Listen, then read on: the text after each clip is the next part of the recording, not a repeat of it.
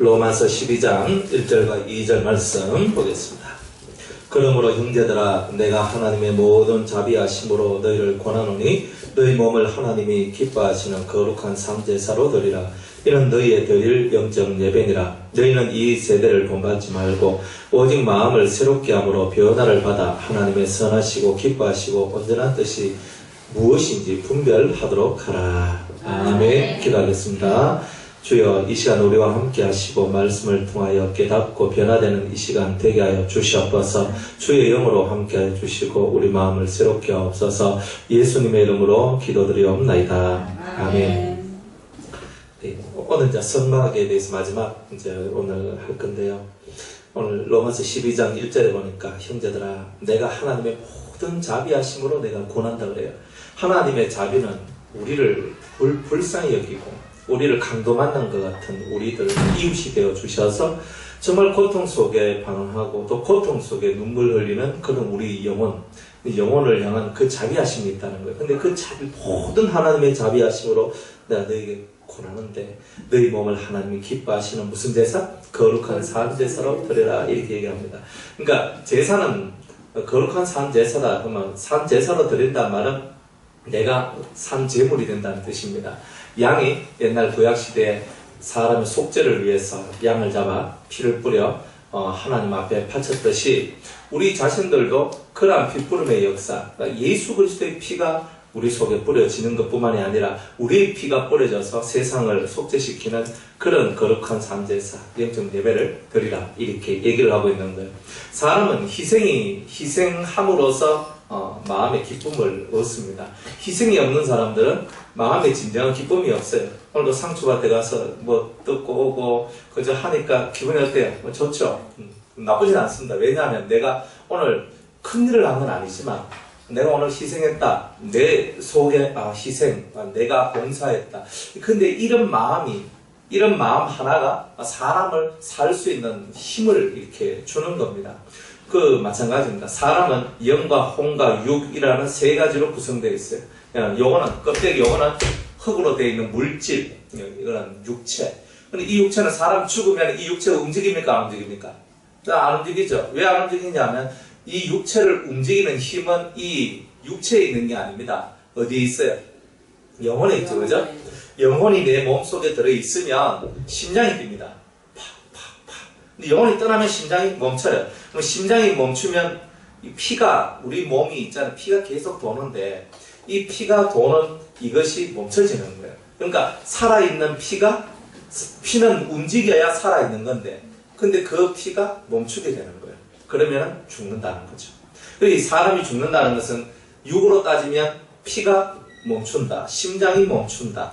이런 것을 얘기하는 거고 이제 이 육이 살아있다는 것은 결국 우리에게 영혼이 살아서 지금도 활동하고 있다는 거예요. 여러분이 지금 생각하고 있다는 것은 감사한 내용입니다. 생각 못하고 살아가는 사람들도 세상에 많습니다. 내가 뭔가 생각을 하게, 그죠? 살아간다는 거예요.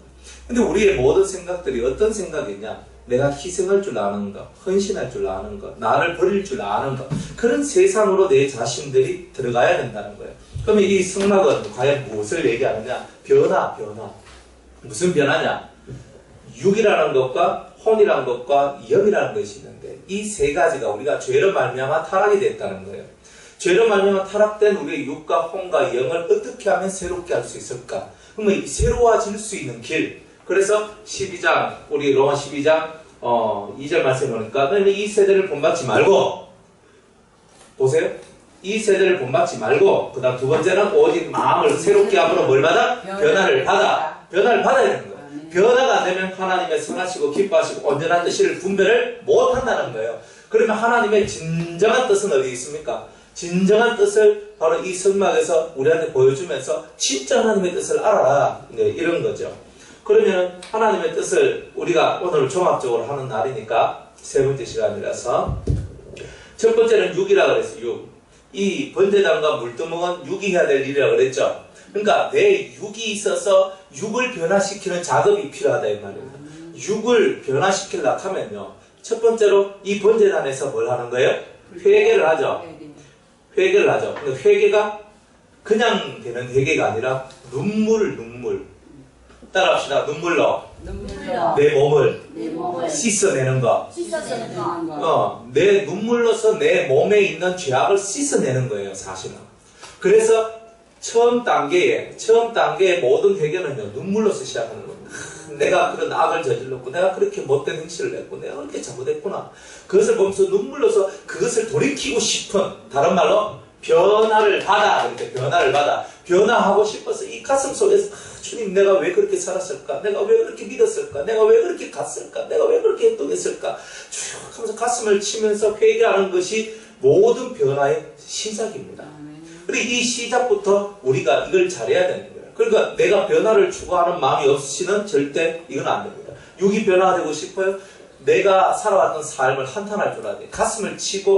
내 가슴을 치고 다시는 그렇게 살지 않겠다는 그런 마음을 가지는 것이 번제단에서의 모습이다 이 말입니다. 그리고 물두멍은 뭐예요? 우리의 몸이 그저 물두멍 속에는 물이 들어있는데 물은 은혜라. 그 쉽게 말하면 우리의 마음이 아직은 연단받지 못한 우리의 마음이지만 그렇지만 하나님 앞에서 내가 은혜 받기를 소원한다는 그 마음이 있어야 되는 거예요. 그런데 내 마음이 있는 곳에는 내 보물이 있는 곳에는 뭐가 있어요? 마음이 있지. 그러니까 내가 지금 내 마음이 어디론가 향하고 있는 그곳이 나의 보물이라는 겁니다. 그러니까 내 발걸음이 나의 진정한 보물이 뭐예요? 하나님 앞에 나는 은혜 받고 싶습니다. 하나님 앞에 나는 깨닫고 싶습니다. 하나님 앞에 나는 변화되고 싶습니다. 그러니까 내가 방구석에 가만히 처박혀 있으면 안 되겠죠. 그래서 어디로 오는 거예요? 예배당에 오고 말씀 듣고 예배 드리고 하나님 앞에 나와서 뭔가 듣기를 원하고 주님이여 내한테 말씀을 주세요. 깨닫게 해주세요. 은혜를 주세요. 계속 그런 심령으로 은혜의 전당으로 내 영혼이 그 앞으로 가는 겁니다. 그래서 이것은 내 몸이 가는 거는 내 몸이 하는 거예요. 가서 그 자리에 앉아서 주여 내게 은혜를 주옵소서 하는 것도 이 몸이 해야 된다는 거예요. 은혜를 삼하는 마음이 없는 사람은 절대 이 육체가 변화되지 않습니다. 하나님의 말씀을 삼아하고 하나님의 은혜를 삼하는 사람만이 진짜가 되는 겁니다. 이게 가장 간단하지만 이게 가장 기초적인 원리지만 그러나 우리를 변화시키는데 가장 핵심적이고 중요한 겁니다. 이게 없는 사람은 그 다음에 인생은 없는 겁니다. 그 다음에 인생. 이 세상에는 수없는 사람들이 변화되기를 바라지만 변화되는 방법을 몰라요. 첫 번째는 눈물로 자기의 죄를 씻어내는 일을 하고 두 번째로는 은혜를 삼하는 마음으로 항상 그 말씀을 듣고 기도하고 주님 앞에 은혜 받기를 소원하는 마음이 있어요. 신을 만나야 된단 말이에요. 신을 접하지 않는 사람은 절대 변화가 안 됩니다. 하나님을 접하지 않는 사람은 절대 변화가 안 돼요. 예수님을 접하지 못했는데 어떻게 예수 믿겠다? 그건 거짓말입니다. 그렇기 때문에 나는 주님을 만나고 싶다는 거죠. 그래서 진정한 선이 뭐냐? 선이란 거죠. 착할 선자를 쓰잖아요. 그죠? 갑자기 이게 아니고 선자가 갑자기 생각이 안 난다.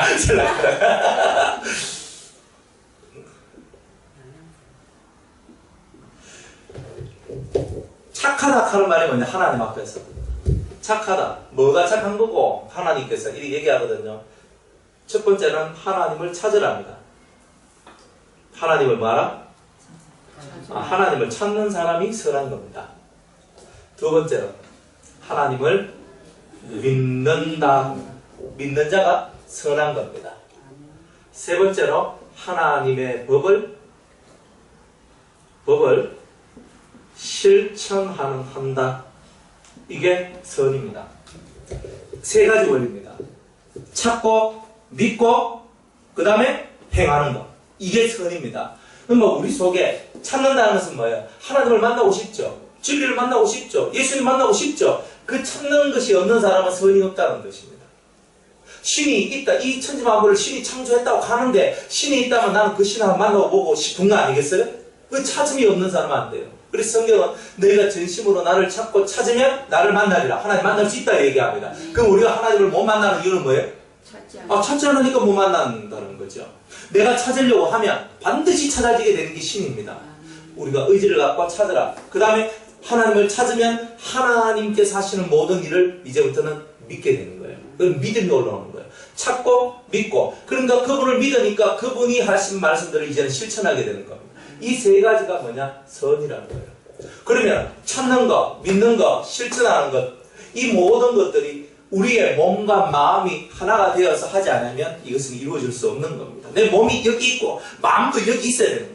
하나님을 찾는데 내 몸과 마음이 일치가 돼서 하나님 하고 내 몸도 하나님 할 때 우리가 하나님을 찾을 수 있다는 거예요. 몸은 엉뚱한데 이 속에 있으면은 그거는 시일이 늦어집니다. 몸과 마음이 혼연일체 하나가 되어서 쭉 할 때 하나님을 빨리 만나게 되는 일들이 있게 되는 거죠.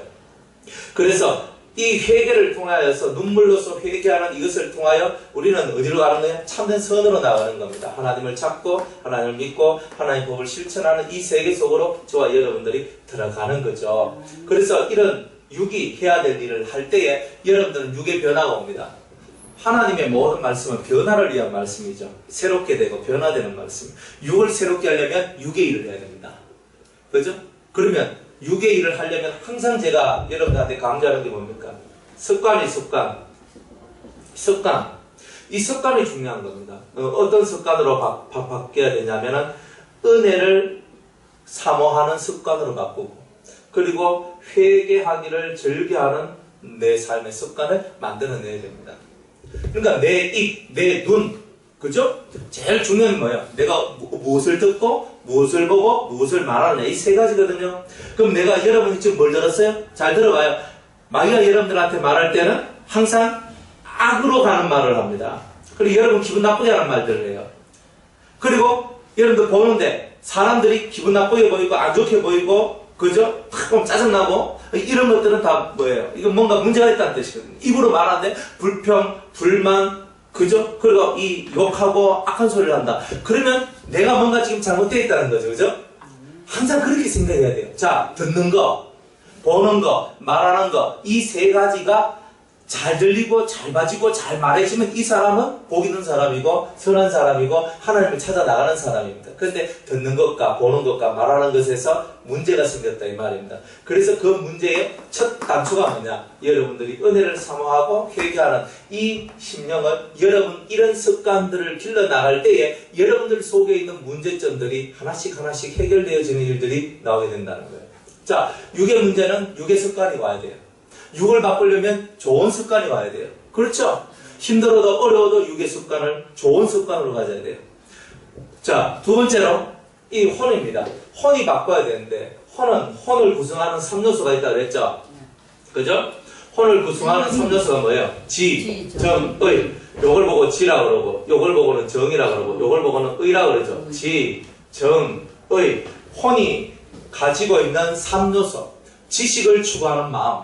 그리고 감정대로 살고 싶어하는 마음, 자기가 원하는 것을 하고 싶어하는 그런 마음, 바로 그런 의지들, 그런 것들이 뭐냐? 바로 혼이라는 거예요. 그런데 이 혼이 우리가 타락이 됐단 말이에요.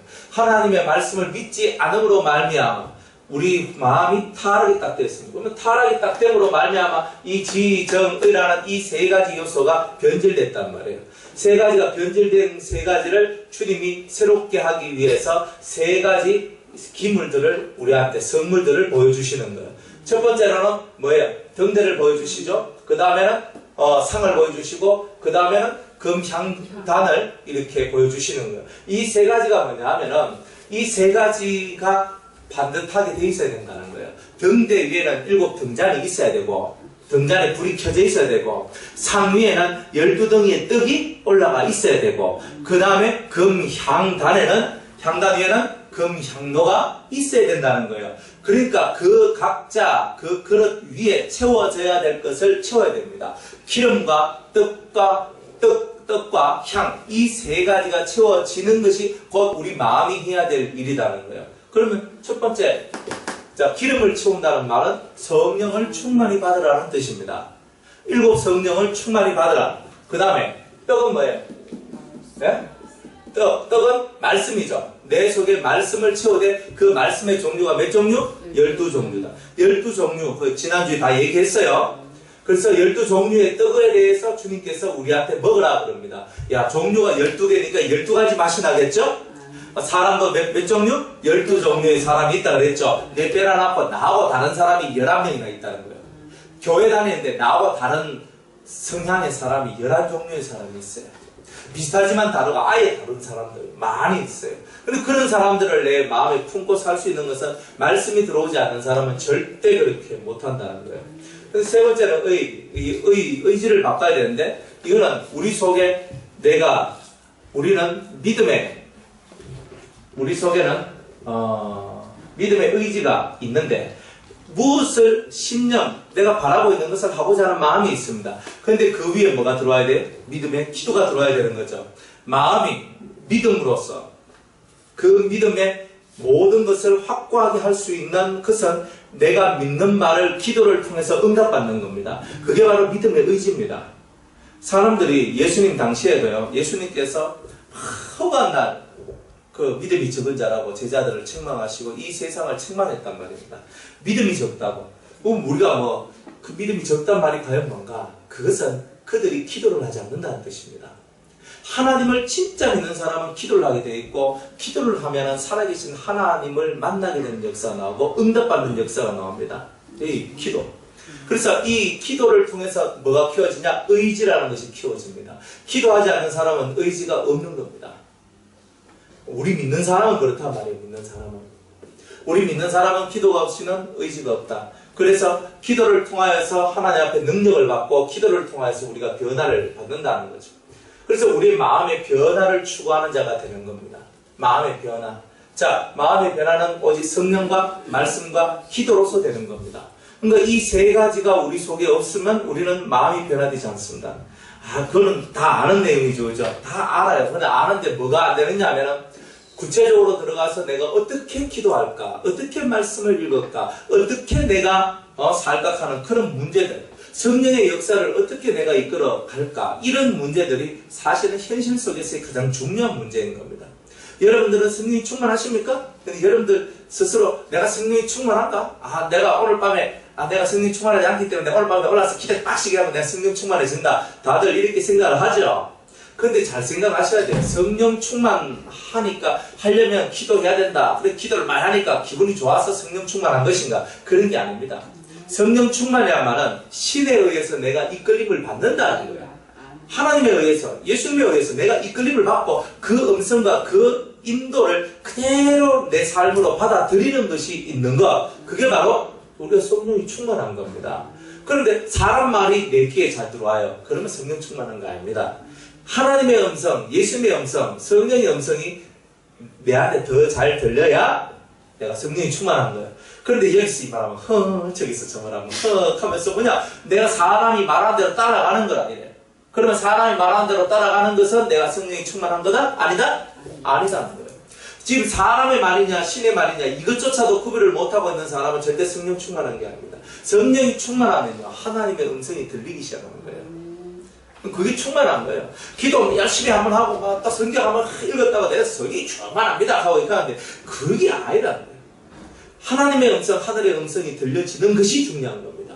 그게 들려질 때 우리는 변화되는 거죠. 그래서 이 마음에 관한 내용을 우리가 지난주까지 우리가 쭉 했습니다. 이제 오늘 우리가 해야 될 것이 뭐냐? 오늘 우리가 해야 될 것은 이제 이 세 번째 휘장을 열고 들어가는 거예요. 세 번째 휘장. 그러면 이 휘장이라는 것은 뭘 상징하느냐? 이 휘장이라는 거, 이런 휘장들은, 죄의 장막들을 얘기하는 거예요. 뭐? 죄의 장막이다. 그러면 죄의 장막이 하나, 둘, 세 개가 있네. 1차적 죄의 장막, 2차적인 죄의 장막, 3차적인 죄의 장막이 있다 이 말이에요. 그럼 이 죄의 장막이 뭐냐? 첫 번째 있는 이 휘장은 육체의 죄에 대한 육적 장막이란 말이에요. 육의 죄에 대한 장막. 그럼 두 번째 장막은 뭐냐? 마음의 죄. 마음의 죄에 대한 장막이 내한테 있고, 세 번째로는 영의 죄에 대한 장막이 내한테 딱 쳐 있다는 말이에요. 그래서 휘장이 딱 쳐 있다. 이 뒤에 이런 커튼이 쳐 있단 말이에요. 그러니까 이게 딱 쳐 있으니까 이 뒤에 뭐가 있는지 알아요, 몰라요? 모르죠. 그러니까 이게 딱 쳐 있으면 이 다음 세 개가 뭐가 들어있는지 모르죠. 이게 열리면 이 다음 세 개, 저기 있네? 그러죠. 저기 문이 닫혀져 있으니까 식당 바깥에서 지금 뭐 하고 있는지 안 보인단 말이에요. 근데 저 문을 열면은 저 문이 열린, 저기 또, 저기 집사님 있네, 권사님 있네, 지금 식사하시네, 청소하시네, 눈에 보이죠? 보이는 것처럼 요런 휘장이 갈라지는 것이 나와야 우리가 이제부터 보는 눈이 생겨난다는 거예요. 보는 눈이 생겨나지 않는다는 것은 이런 장막들이 아직 처 있기 때문에 그런 겁니다. 보통 사람들 이어 들어와가지고 첫 번째 장막이 딱 이렇게 그저 그어지니까 이 세계가 열리는 거예요. 이 세계, 번져나가 물떠먹는 세계가. 그리고 두 번째 이 장막이 탁 그어지니까 이 세계, 혼의 세계, 마음의 지정의를 어떻게 회복하냐가 보이기 시작하는 거예요.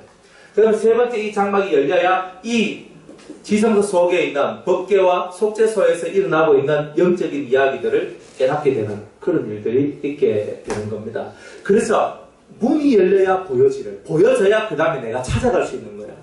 내가 미리 하나님께서 뭔가를 보여줬기 때문에 그것을 향해 갈 수가 있듯이 저와 여러분들도 하나님이 보여주지 아니하면 갈 수가 없는 거예요. 그래서 우리는 이 죄의 장막들을 우리는 무조건 갈라내는 일들을 해야 됩니다. 예수님께서 십자가에 못 박혀 죽으셨을 때 성전의 휘장이 위에서부터 아래로 샥 하면서 갈라지는 거예요. 뭡니까? 이제 이 세 번째 휘장이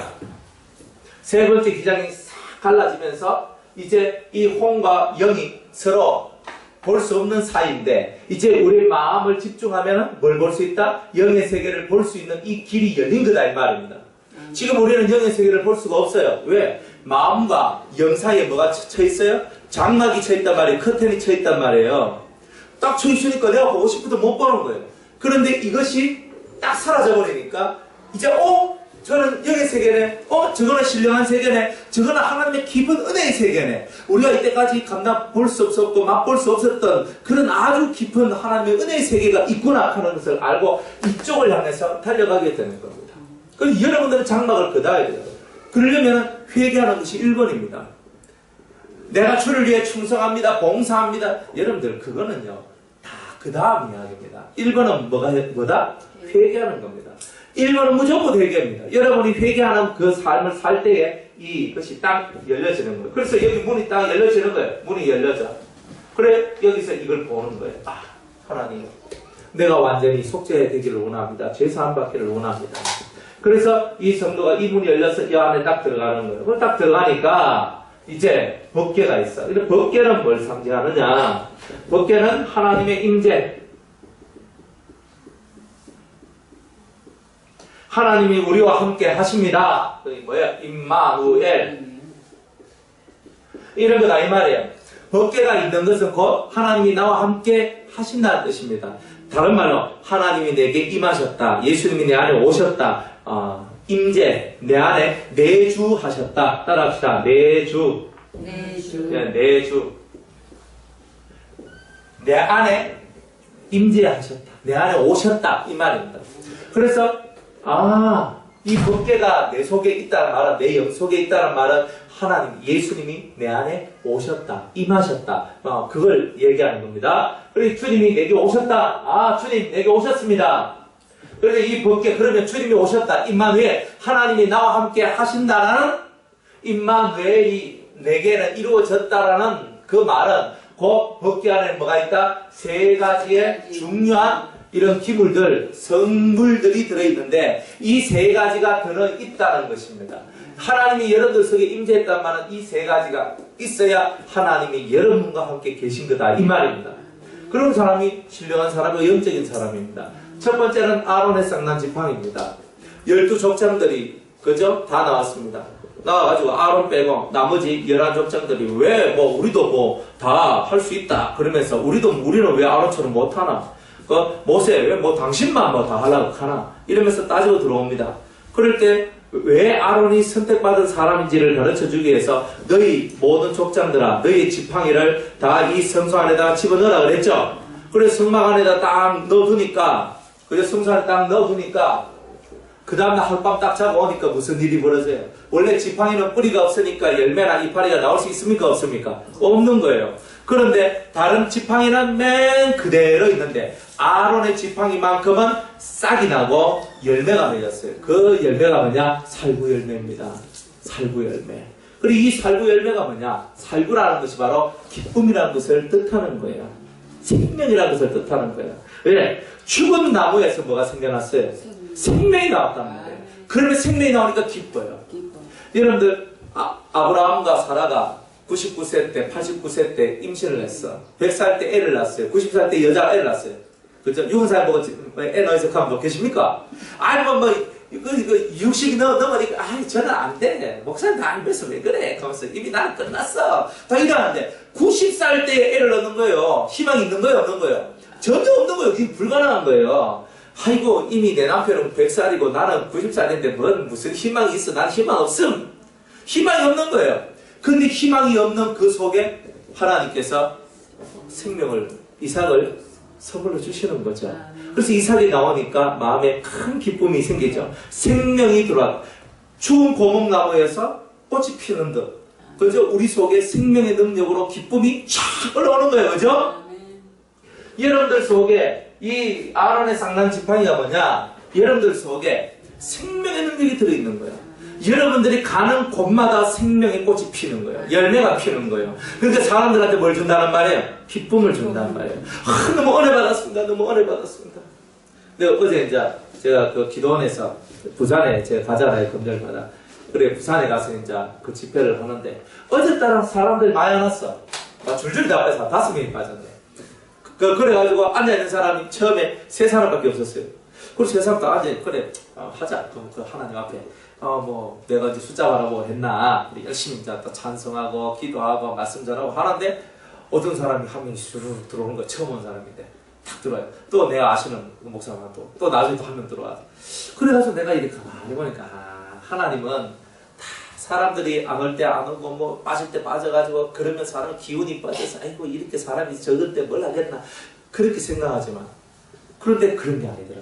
근데 어제 처음 오신 분이 있는데, 그분은 40대, 자기가 유전적으로 시력을 잃어버린 분이에요. 유전적으로. 40만 넘어가면은 시력이 가는 거야.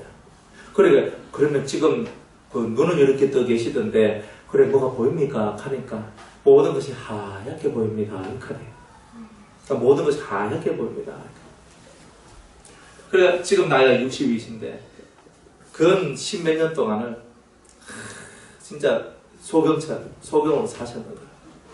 처음부터 눈을 안 떴으면은 모르겠는데요. 40년 이상을 눈 뜨고 살았는 사람이 어느 날 시력이 상실했어요. 그런 유전적인 병이 있답니다.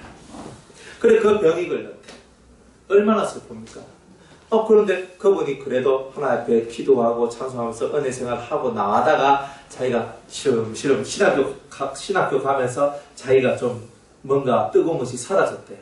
그러다가 그날도 어제도 그래, 내가 뭐랄까 하면서 그 남편이 우리 등산 가자 하면서 이제 그래, 그거 아니다. 나는 은혜 받으러 가야 되겠다 하면서 이제 기도원으로 찾아왔는 거야. 그래, 오자마자 하나님의 말씀을 듣고 은혜 받고 이제 그렇게 있는 겁니다. 그렇게 이제 그럼 저하고 같이 얘기하고 상담하면서 이제 그래, 집사님 이렇게 하십시오 하면서 눈을 잃어버렸으니까 얼마나 슬픕니까? 그런데 저는 법칙을 알아요. 하나님이 하나를 가지고 가시면 가지고 간 그 자리에 또 다른 새로운 것을 주신다는 거예요.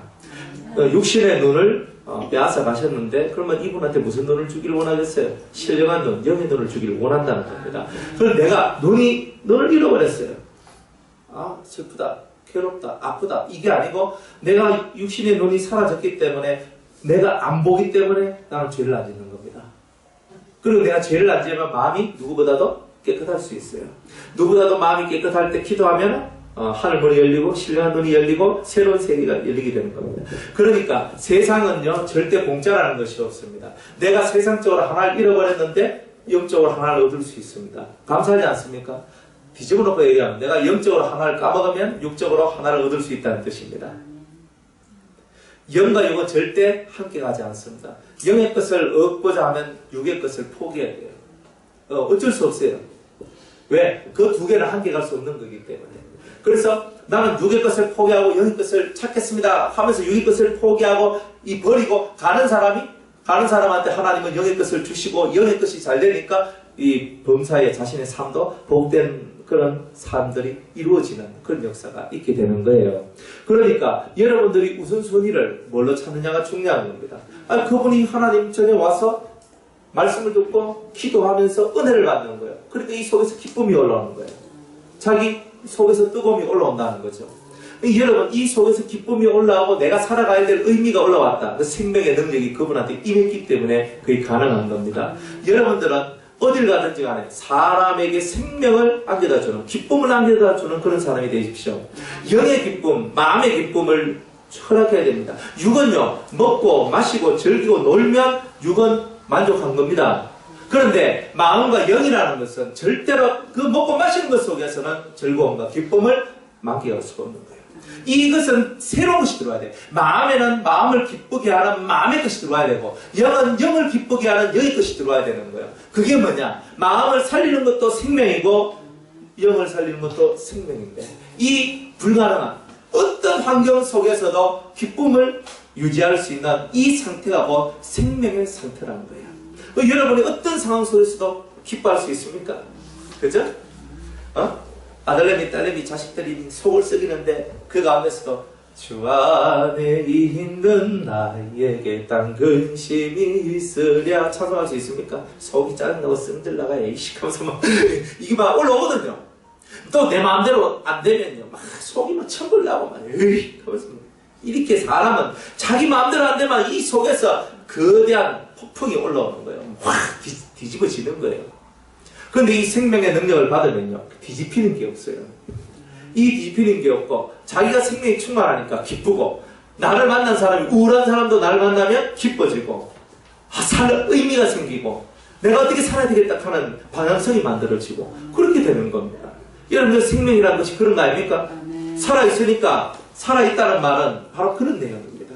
하나님께서 마른 막대기 같은 그 아론의 지팡이에 싹이 나고 열매가 피도록 만들었어요. 꽃이 피도록.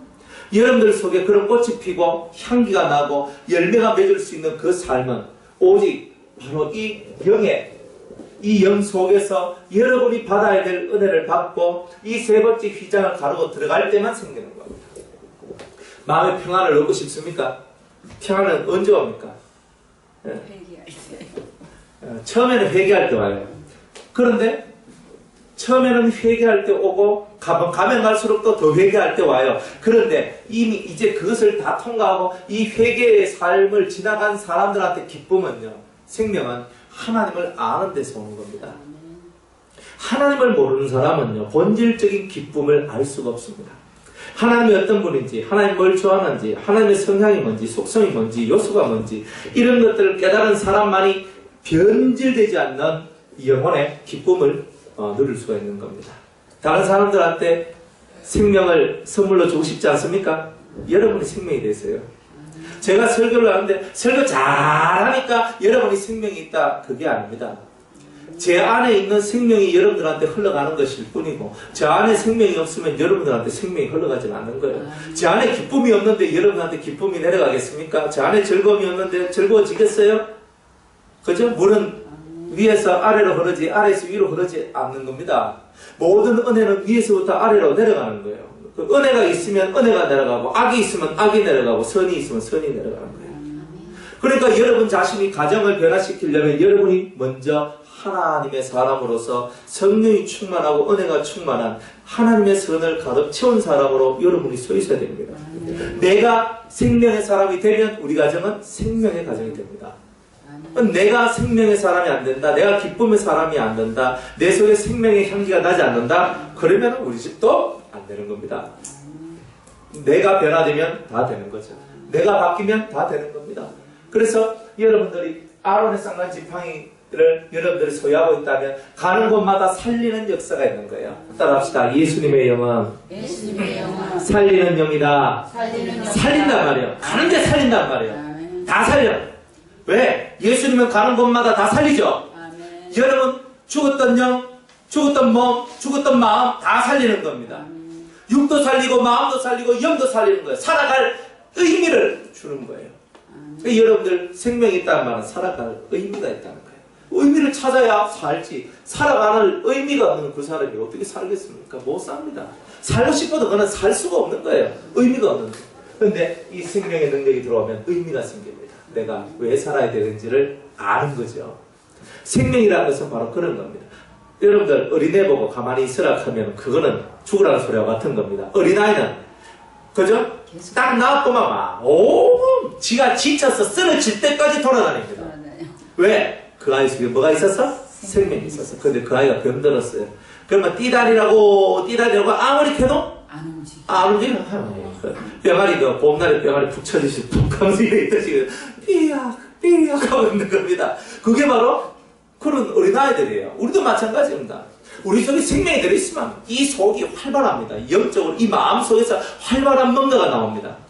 하나님 앞에 나아가는 활발한 뭔가가 나오고 내 이 속이 죽으면 죽어 들어갈수록 하나님 앞에서 활발한 것이 사라지고 그죠? 뭐 예배, 기도, 맨날 하는 것 이렇게 하면서 모든 것이 시들시들해지는 겁니다. 여러분들 상추 뜯어와가지고 하룻밤 지나니까 어떻게 돼요? 시들시들해지죠? 아니 금방 뜯어놨을 때 뭐 이거 싱싱하네 하다가 하룻밤 놔뒀다 먹자 싶어가지고 막 밖에 내놨더니 그 드물이부터 시들해지더만 나중에 푹 쳐져가지고 먹으려고 하니 아 이거 안 되겠네. 근데 그놈을 물속에다 퍽 담가놓으니까 어떻게 돼? 살아나잖아요. 여러분들 그 이치, 인생의 모든 이치가 하늘의 이치를 다 말해주는 겁니다. 생명으로 충만하시기 바랍니다. 시들시들해졌어요. 물속에 들어가요. 은혜 속에 들어가요. 말씀 속으로 들어가요. 내가 지금 뭔가 마음이 불편하다. 그럼 내가 시들시들해졌다는 뜻이에요. 그럼 물속으로 확 들어가면 그 시들한 상처가 확 올라서든. 그죠? 그러니까 여러분들이 그 생활의 이치를 잘 깨달으면 아줌마들은 다 잘 알잖아요. 그죠? 아저씨도 압니다. 물속에 지금 시들한 거 내 딱 집어넣으니까 파도파도 올라오는 게 아하 나도 그렇구나. 내 마음이 시들시들해질 때 내가 하나님 앞에 나와서 은혜 받는 이 일을 기억하면 되겠구나. 그걸 항상 알아야 됩니다. 생명의 능력 받으세요. 영원한 기쁨의 원천을 받는 겁니다. 두 번째로는 만나를 담은 금항아리인데 금항아리는 뭐냐? 나를 얘기하는 거예요. 근데 내가 금으로 되어진 항아리단 말이에요. 뭔가를 담아놓을 수 있는 내 영이란 말이에요. 근데 그건 금이다. 내 영이 큰 믿음을 가지고 있다는 거예요. 흔들리지 않는 믿음. 정말 단련되어 있는, 그리고 연단받은 그런 단단해진 믿음, 절대 깨어지지 않는 믿음이 있는 거예요. 근데 그 믿음이 뭘 담고 있느냐 하면 만나를 담고 있어요. 그 만나는 뭐냐? 감추어진 말씀입니다. 감추어진 비밀한 말씀이에요. 비밀한 말씀. 그런 비밀한 말씀들이 우리 속으로 쏙 들어오는 거예요. 그 믿음을 가지고 있는 내 영 속에 그게 딱 들어. 그러면 믿음이 이 말씀을 가지니까 이 사람 속에는요, 말씀이 살아 움직이는 것뿐만이 아니라 거룩한 하나님의 능력이 이 사람으로부터 나타나게 됩니다. 사람 믿음이 없으니까 역사가 되라는 거예요. 그죠? 제가 아는 어떤 권사님, 옛날에 집사님이었어요. 전라도에서 하는 집사님인데, 그분은 자기가 예수 믿기 전에는 자기 남편이면 술 먹고 들어오면 이놈 뭐시니 하면서 이제 막 하면서 남편을 향해 막 공격하고 그랬대요. 근데 예수 믿고 난 다음에 남편을 어떻게 공격해야 될 줄 알고 술만 먹고 들어오면 그 술만 마시고 들어오면 막 거짓말해야 되나 하고 이제 해가 집에다가 펴 받는 겁니다. 그러면요 그 사람한테 십자가를 보면서 하나님 아버지 그래서 십자가를 딱 꺾고 기도해 주는 겁니다. 저의 죄 때문에 이 양반이 이런 겁니다. 이렇게 살이 바뀌는 거야. 나의 죄 때문에 이 양반이 이렇게 고통 속에 빠져있고 나 때문에 이렇게 술을 마시게 되고 나 때문에 이렇게 다 되십니다. 하면서 십자가를 걷고 기도해 주면서 그 남편의 죄를 자기 죄인 것처럼 그렇게 받아들이며 기도하기 시작하는 거예요. 그러다가 이 집사님이 이제 교회에서 권사 직분을 받게 되니까 그래 오늘날 이제 권사님이 당신도 우리 교회를 가봐야 안 되겠나 이렇게 하니까 교회 가겠대. 그래가지고 저 교회 가서 신앙생활을 하게 되는 겁니다. 이 속에 그분 마음은 변질되지 않는 믿음이 있었어요. 변질되지 않는 믿음. 그리고 변질되지 않는 아주 단단한 믿음이 있는데 그 믿음 속에 뭐가 들어있었냐면 말씀이 들어있는 거예요. 그죠? 내 죄다. 남편이 이래 된 것이 내 죄다. 그러면서 울면서 십자가를 꺾고 기도해 주는 겁니다. 그래서 결국 나중에는 그분이 예수 믿고 구원받게 되는 일들이 있게 되는 거예요. 지금도 전라도 저희가 지금 아직도 그 집에 살고 계세요. 제가 가봐서 안다고. 우리가 살면서 우리가 이 속에 말씀을 담아 있으면요 삶의 변화가 생깁니다. 그런데 단순한 삶의 변화가 아니라 여러분의 가치관이 완벽하게 바뀌게 되는 일들이 일어나게 되는 겁니다. 하늘의 가치관으로 바뀌게 되는 겁니다. 땅의 가치관이 아니라 무슨 가치관? 하늘의 가치관으로 여러분들 자신들이 변화되고 바뀌게 되는 일들이 있게 된다는 거예요. 그게 바로 우리에게 주어진 소망입니다. 하늘의 가치관, 이게 우리의 소망이라는 거예요. 하늘의 가치관이 없는 사람은 안 되는 거예요. 그래서 감추어진 이 만나는 하늘의 말씀들, 하늘의 비밀들, 하나님의 철학들, 이런 것들을 우리가 받아들이는 거예요. 하나님의 사상들. 그래서 말씀의 사상이 없는 사람은 절대로 성공 못합니다. 그런데 이 말씀은요, 일반적인 말씀이 아니라 성경을 읽는다고 나오는 말씀이 아닙니다. 성경을 깊이 파고 들어가서 나오는 아주 오리지널 진국에 감추어진 말씀들이 있어요. 비밀한 것들이. 오리지널, 아주 진국이에요. 뼈다귀 국국 드셔봤죠? 그죠? 예? 곰국. 뼈를 그냥 팍 처음 딱 꽈냈을 때는 그저 멀겋게 나오는데 두 번째, 세 번째 정도 꼴 때는요, 뽀얀 게 올라오거든요. 참 희한하죠? 내 생각에는 첫 번째 뽀얀 게 나오고 두 번째부터는 점점 옅어져야 되는데 보통 놈들은 첫 번째는 좀 맑게 나왔다가 두 번째부터 좀 더 이렇게 진하게 나와요. 세 번 하고 세 번 정도 두 번째가 더 재탕했을 때가 조금 더 진하게 나오는 것 같아요. 그래 3탕하고 4탕 넘어가면 이제 점점 이제 먹을 게 없죠. 그렇지만 잘 보세요. 여러분이 한 번 먹었을 때 좋다 생각했지만 두 번 먹을 때는 더 좋아. 말씀의 세계라는 것은요, 한 번 먹을 때보다 두 번 먹을 때 훨씬 더 좋다고. 두 번보다 세 번 먹을 때 훨씬 더 좋고. 그렇죠? 뼈다귀는 우리면 우리 나가도 한 네 번, 다섯 번 하면 이제 더 이상 먹을 게 없지만, 말씀은 네 번, 다섯 번, 여섯 번, 10번, 100번, 1000번 먹고 마실 때마다 어떻게 된다? 더 진국이 나오는 거예요. 여러분들 진짜 말씀의 진국을 먹어보세요. 그러면 사는 겁니다. 감추어진 비밀, 감추어진 비밀이 여러분이 알아질 때 살맛이 납니다. 띠오화가 되는 거예요. 우와! 이거구나! 내가 이걸 몰랐구나! 내가 이걸 몰랐구나! 여러분들 지식으로 받는 것 이상입니다. 이거는 내 영으로 그 말씀을 통째로 받아먹는 거예요. 모세가 하나님의 말씀을 통으로 받아먹습니다. 에스겔이 하나님의 말씀을 통으로 받아먹어요. 사도 요한이 하나님의 말씀을 통으로 받아먹어요. 그 사람들은 이 성경에서 가장 위대한 사람들이 됩니다. 신령한 사람이 돼요. 무엇이든지 간에 여러분이 통으로 받아먹는 자들이 돼야 돼요. 이런 감추었던 만나, 하나님의 말씀을 통으로 받아먹어서 시작부터 끝까지를 다 꿰뚫고 보는, 그래서 하나님이 이렇게 하셨구나. 답이 없는데, 야, 내 인생이 답이 없다 생각했던 내 인생에 답이 나오는 겁니다. 그죠?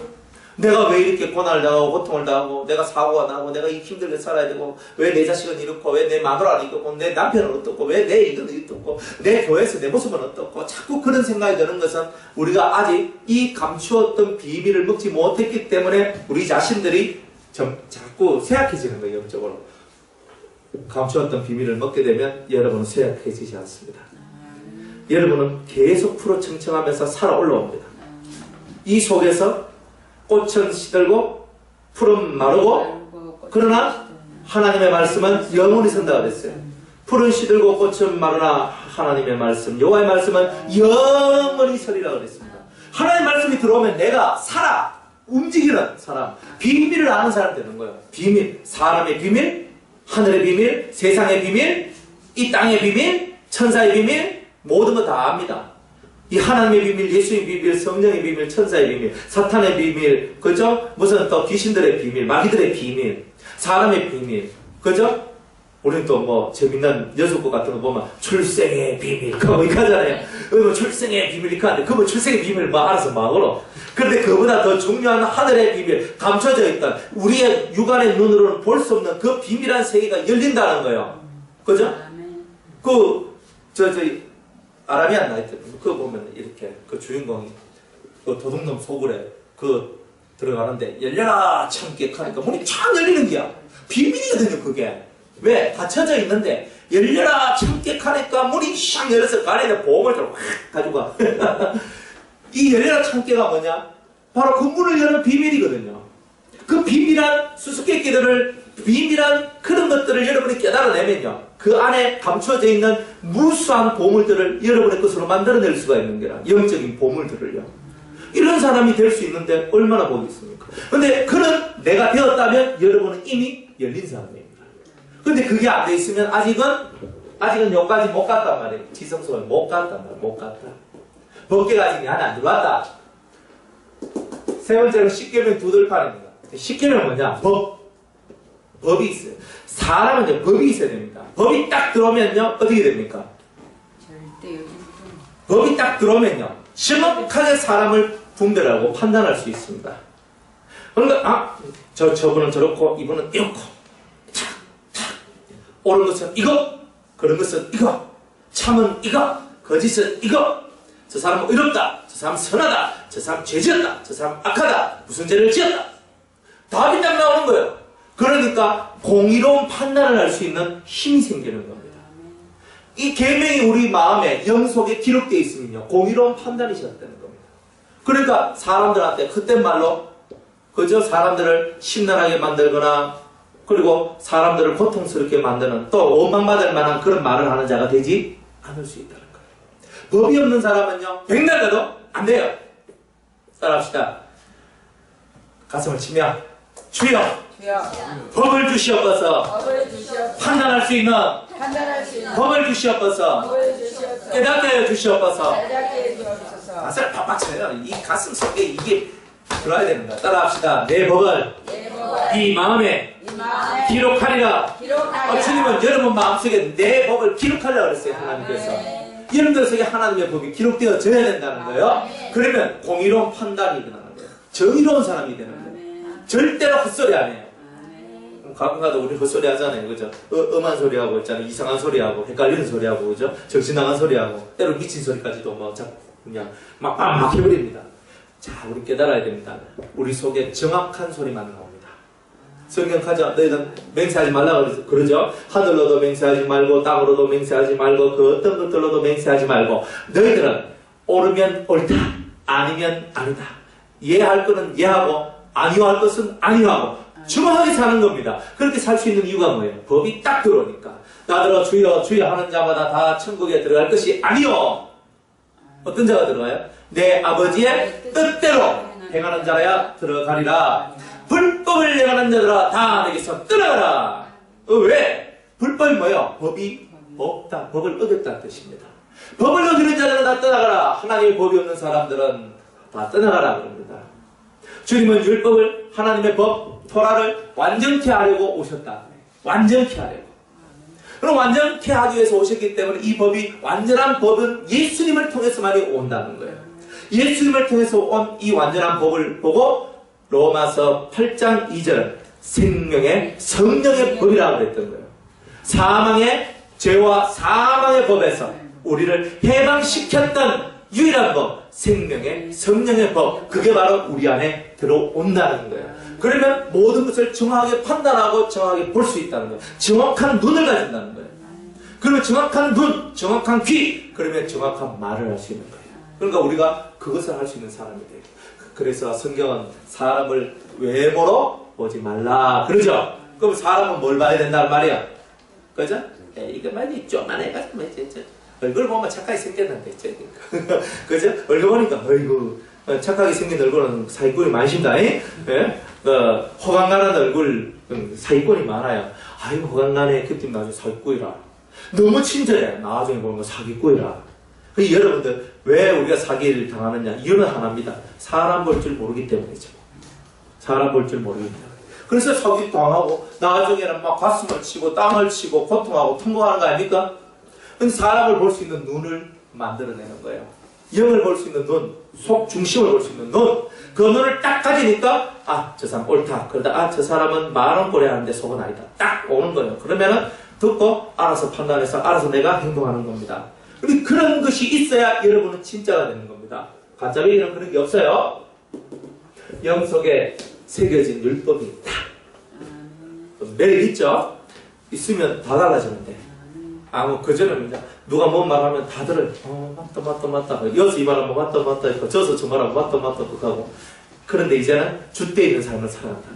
말씀의 줏대가 있는 삶. 그게 바로 이런 것들 세 가지가 있는 사람이 하나님의 임재, 하나님이 내 안에 내주하신다라고 말할 수 있는 거예요.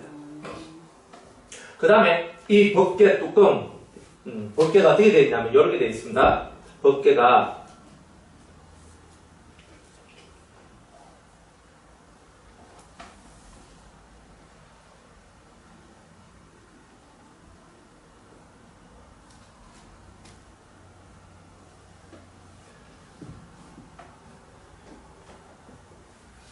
법궤가 있는데, 이 법궤 안에 뭐, 십계명 두돌판, 그 다음에 만나를 담은 금항아리, 아론의 성난 지팡이, 이런 것들이 들어있거든요. 실제로는 이 만나를 담은 금항아리만 법궤 안에 있고, 나머지 성막 앞에는 이렇게 지팡이와 그리고 십계명 두돌판이 요렇게 되어 있습니다. 네, 요렇게. 그래서 딱 성막 안에 들어가면 이렇게 되어 있단 말이에요. 자, 그런데 여기 요 법궤 뚜껑, 요 뚜껑을 보고 뭐라고 얘기했냐면은 속죄소라고 얘기를 하는 거예요. 이 속죄소가 어떻게 되어 있냐면은 속죄소가 요 속죄소 요게 밑에 요렇게 되어 있습니다. 요렇게. 그러니까 안으로 쏙 꺼져 있어요. 그릇같이, 접시같이 요렇게 되어 있어요. 그러면은 성경에 보면은 대속죄일 7월 10일 날 온 민족이 죄사함을 받을 때에 그저 피를 가지고 어디까지 들어가냐? 요걸 지나서 요까지 갑니다. 속죄소 법궤 앞까지 갑니다. 그러면 그 잡았던 염소의 피, 그 피를 가지고 어디에 들어가냐면은 이 속죄소 앞까지 갑니다. 그럼 여기 지금 법궤가 요래 있죠? 법궤가 있으면은 딱 뒤를 돌아보면서 동쪽으로 한번 딱 피를 뿌립니다. 이렇게 동쪽으로 한번 피. 그럼 여기는 휘장이 있죠? 휘장 쪽을 향해서 피를 한번 탁 뿌립니다. 이건 뭡니까? 지금 내가 그죠? 이 땅에 와서 살면서 지었던 모든 자범죄를 다 회개합니다. 용서하여 주시옵소서 하는 바로 그런 외침입니다. 내가 살아왔던 내 인생의 죄의 발걸음들을 사해 주시옵소서. 그게 동쪽을 향해서 피를 한번 탁 뿌리는 겁니다. 그리고 뒤를 돌아서서 이렇게 그죠? 그릇처럼 되어 있는 그 위에다가 피를 7번 뿌립니다. 하나, 둘, 셋, 넷, 다섯, 여섯, 7번. 이 7번 피를 뿌리게 되어 있습니다. 레위기 16장에 그대로 나와요. 7번을 뿌립니다. 그러면 7번 뿌리는데 왜 7번을 뿌리느냐? 이 7가지 악성이라는 이 7악성이라는 놈이 뭐다? 따라합시다. 원죄. 이 마음을 보고 제가 전에 다 얘기했어요. 짐승의 마음이라 그랬죠. 짐승 같은 마음이 우리 속에 들어와 있는데 요 7가지 악성이라는 죄의 뿌리, 원죄를 뽑아내는 작업이 바로 속죄소 위에 피를 뿌리는 겁니다. 그래서 속죄소 위에 7번 피를 뿌림으로 말미암아 우리가 원죄가 뽑혀지는 거예요. 그러니까 이건 아주 대단한 상징이죠. 그래서 내가 자범죄, 지나온 날 지었던 모든 죄를 회개하고 깨끗하게 씻고 그 다음에 이 죄를 발생시켰던 7가지 악성을 그것을 예수의 피로 씻어내는 겁니다. 그러니까 여러분들이 구원을 받는다는 것은 이 속죄소 위에 피를 7번 뿌릴 때까지 여러분들은 가야 되는 거예요. 그래서 속죄소 위에 7번 피를 뿌려야지 여러분 속에 있는 7악성이라는 원죄, 죄의 뿌리, 이 짐승의 마음이 여러분들 속에서 사라지게 되는 거죠. 그래서 죄의 뿌리를 없애야 되는 거예요. 나는 없다 하지만 다 속에 이 7가지 악성이라는 죄의 뿌리가 다 들어있는 거예요. 그래서 이것을 이제 속죄소에 피를 뿌리는 이것이 뭐냐? 죄의 사함을 받는데 로마서 2장 28절 29절 보니까 그걸 보고 할례는 마음에 할지니 라고 얘기했어요. 그래서 할례는 어디 한다? 마음에 하는 것이다. 할례가 뭐냐? 아브라함이 하나님 앞에 받은 언약입니다. 할례 언약. 그 요즘 말하는 포경수설이에요. 고추장 피를 베어내는 거예요. 난지 8일만 되면은 그건 뭐냐? 부정한 것을 제거한다는 뜻이라 그랬죠. 이스라엘 사람들은 마음의 할례를 깨닫지 못하고 육의 할례만 받았는 거예요. 육체의 할례만 받으면 우린 다 하나님의 선민이라고 그랬어요. 그런데 모세가 신명기 10장 15절 말씀 16절 말씀에 보니까 너희들은 마음의 할례를 받으라라고 모세도 마음의 할례를 주장했는 거예요. 예레미야도 마음의 할례를 주장했고 에스겔도 마음의 할례를 주장했고 성경 우리가 잘 아는 사도 바울도 마음의 할례를 얘기했던 거예요. 왜 그 유명한 사람들이 그런 말들을 했을까? 왜 마음의 할례를 해라 했을까? 그것은 이 속죄소 위에 7번의 피를 뿌리듯이 네 심령 속에 있는 7가지 악성을 제거하는 일들을 해야 된다는 것을 가르쳐 주시기 위해서 이 말씀을 주시는 거예요. 그래서 골로새서 2장 11절 보니까 육적 몸을 벗는 것 곧 그리스도의 할례다 그랬습니다. 그래서 마음의 할례라는 것은 곧 그리스도의 할례, 그리스도께서 오셔서 그리스도로 인해서 만들어지는 부정하고 더러운 것들을 제거해내는 그런 하나님의 역사를 보고 할례라고 얘기를 한다는 거예요. 그래서 우리가 스데반이 설교할 때도 귀와 입에 그죠? 뭘 받지 못한 사람? 할례를 받지 못한 자. 귀에 할례를 받지 못한 자. 이렇게 얘기하는 거예요. 그러니까 우리는 할례를 받는데 할례라는 뜻이 뭐다? 부정을 제거하다. 더러운 것을 없앤다. 이런 뜻입니다. 그러면 귀가 더러운데 귀에 듣는 것이 더러운 것이 많다. 그러면 내가 귀가 잘못되어 있는 거잖아요. 악이 들린다. 욕이 들린다. 잘못된 것이 자꾸 들린다. 이게 사라지는 거예요. 입에서 잘못된 말이 사라지고 눈에서 잘못된 보는 것들이 사라지는 거. 그게 바로 할례 받음의 증거인 것입니다. 여러분들 속에는 어떤 부정한 것이 들어있어요? 부정을 제거하는 자가 복이 있는 겁니다. 부정을 제거하지 않는 사람은 절대 복이 없습니다. 그래서 이 속죄소에서 마음의 할례를 받는 거예요. 죄속함을 받는 거예요. 죄속함. 그래서 여러분들이 이제 이 속죄를 받은 사람으로서의 삶을 살아가는 겁니다. 속죄를 받은 사람으로서. 그러니까 속죄를 받은 사람은 어떻게 사느냐? 자, 베드로전서 4장. 속죄를 받은 자의 삶에 대해서 베드로전서 4장 1절과 2절. 네, 다 같이 한번 읽겠습니다. 시작. 그리스도께서 이미 육체의 고난을 받으셨으니 너희도 같은 마음으로 갑옷을 삼으라. 이는 육체의 고난을 받은 자가 죄를 거쳤음이니 그 후로는 다시 사람의 정욕을 쫓지 않고 오직 하나님의 뜻을 쫓아 육체의 남은 때를 살게 하려 함이라. 아멘. 여러분이 죄 속죄를 받는다는 말은 육체의 고난은 뭘 거친다? 죄를 거쳤다는 거예요. 여러분이 인생 가운데 많은 고난을 받음으로 말미암아 죄가 거쳤어. 죄가 거쳤단 말은 뭐예요? 죄 사함을 받았다는 거예요. 마음의 할례를 받았다는 거예요. 속죄함을 받았다는 거예요. 이 속죄함을 받을 때에 받고 난 후에 그럼 우리 어떻게 살아야 되는가? 2절 보니까 그 후로는 속죄를 받고 난 그 후로는 다시 사람의 정욕을 쫓지 않고 사람의 정욕을 다시 쫓으면 안 되는 거구나. 두 번째로는 오직 하나님의 뜻을 쫓아 육체의 남은 때를 살게 하려 함이라 그랬어요. 하나님의 뜻만을 위해서 살아가는 종류의 사람이 되는 거예요. 속죄를 받은 사람은 그래 살아가는 거예요. 여러분들 마음에 속죄를 받으시기 바랍니다. 사람은요 다 마음속에 고통이 있어요. 속죄받지 못함에 대한 고통이 있어요. 누구든지 다 있어요. 사람이 껄끄러운 게 없는 사람이 세상에 어디 있습니까? 사람은요, 이 마음속에 이 사람한테 뭔가 좀 껄끄러운 거 있고, 저 사람한테 껄끄러운 거, 이 사람한테 내가 괜찮고, 저 사람한테도 괜찮은데, 몇몇 사람한테는 껄끄러운 것을 항상 가지고 있거든요. 왜 껄끄러움을 가지고 있습니까? 우리 속죄받지 못한 그런 마음, 즉, 죄책감 속에 시달리는 그런 마음들이 항상 들어있는 거예요. 무엇 때문인지 몰라도 죄책감 때문에 우리의 영혼이 시달리고 있다는 거예요. 그런데 그 죄책감이 없는 삶을 살아가는 거예요. 그게 바로 속죄의 은총입니다. 여러분들 죄책감 갖고 살고 싶습니까? 옆에 보니까 죄책감, 옆에 보니까 또 앞으로 가도 죄책감, 뒤로 가도 죄책감이에요. 집에 들어가니까 자식을 봐도 죄책감, 마누라를 봐도 죄책감, 서방님을 봐도 죄책감. 뭐 보는데 뭐 하면서 있으면 뭔가 모를 이 죄책감들이 들어오면 사람이 얼마나 힘든 줄 아십니까? 여러분 마음에 예수의 핏부림이 있기를 바랍니다.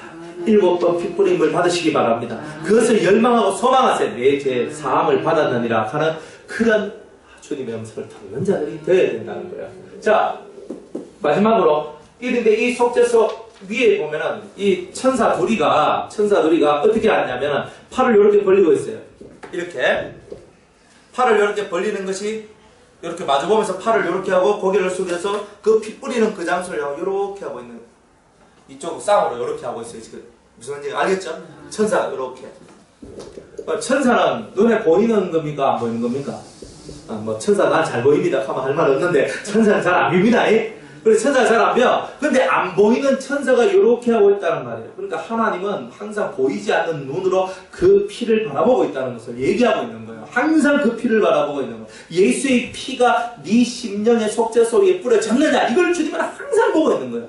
그것이 뿌려졌을 때 너는 내 아들이라고 얘기하시는 거예요. 그전에는요 아들이 아닌 거예요. 진정한 참 아들이 아닌 거예요. 단지 양자된 것. 그냥 니는 내 그냥 아들로 내가 취급해 준다 이 정도지 친아들처럼 확 땡기는 게 없단 말이에요. 그런데 이 속죄를 받으면 하나님의 눈이 항상 그 사람을 쳐다보고 그 사람을 암암리에 도와주는 겁니다. 또 천사는 보이지 않는 거예요. 보이지 않는다는 말은 이제부터는 보이지 않는 세계의 역사들이 내 삶 속에 일어난다는 거예요. 일어난다는 거예요. 우리가 살면서 주님을 만났을 때 가장 기쁩니다. 그죠?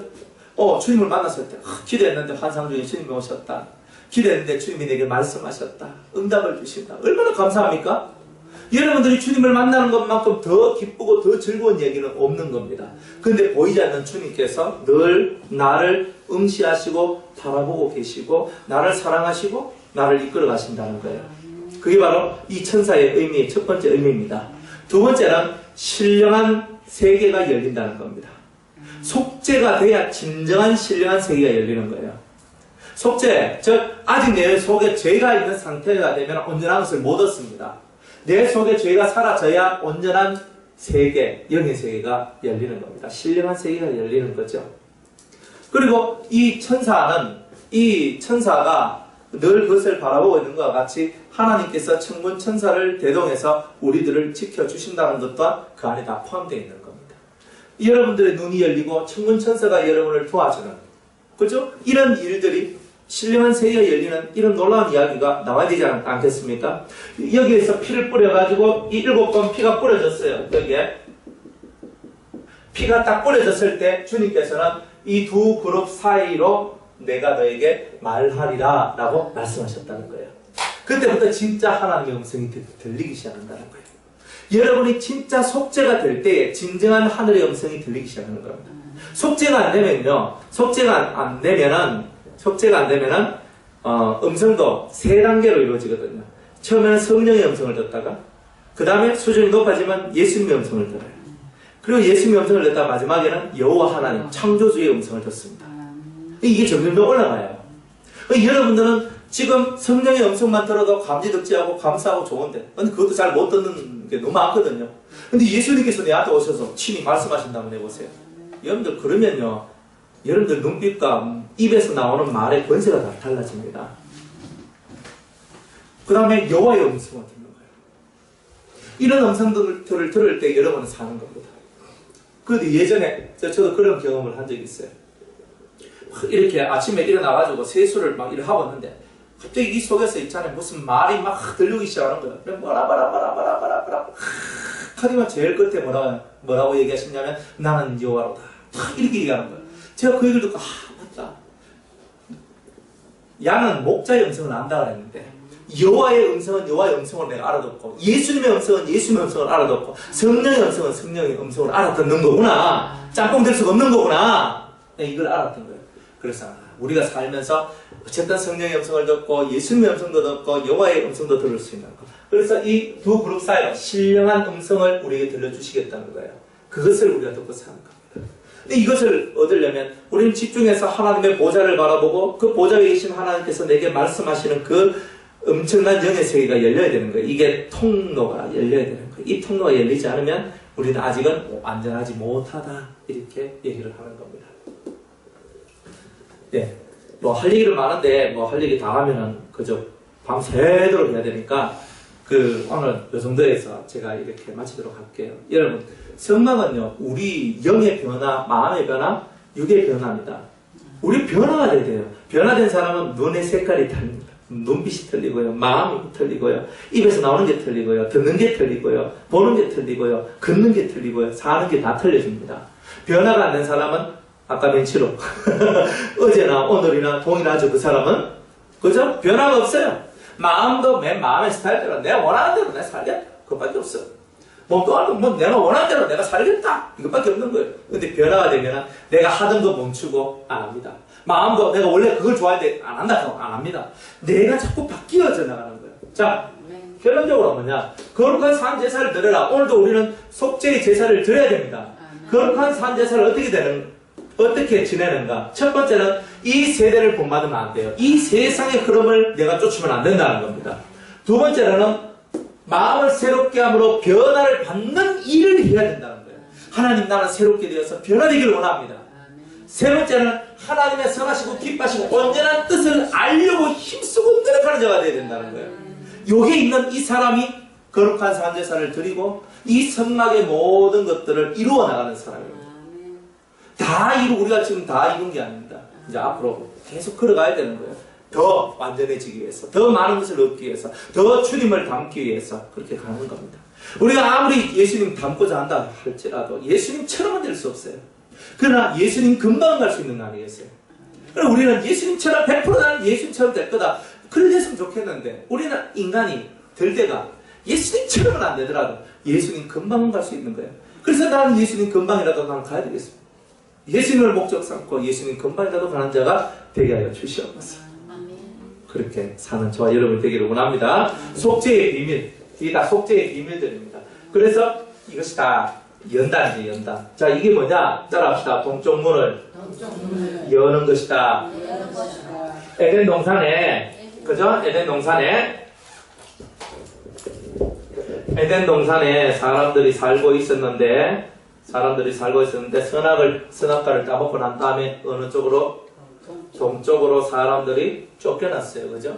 그리고 여기에다가 주님께서 거룩천사를 두시고 불검으로서 이 에덴 동산을 막아버렸죠. 그죠? 에덴 동산을 막아버렸어요. 그러니까 여기에 문이 있다면 이게 동쪽 문이라는 거예요. 이게.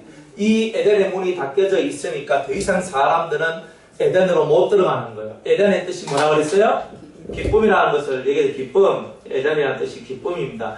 기쁨을 상실했어요. 영원한 기쁨을 상실했단 말입니다. 그 상실한 이유가 뭐냐? 하나님께서 이 문을 잠가버렸단 말이에요. 동쪽 문을 잠가버렸어요. 사람이 일로 못 들어오도록 만들었단 말입니다. 그런데 이제 하나님께서 예수님을 통하여 이 동쪽 문을 여는 거죠.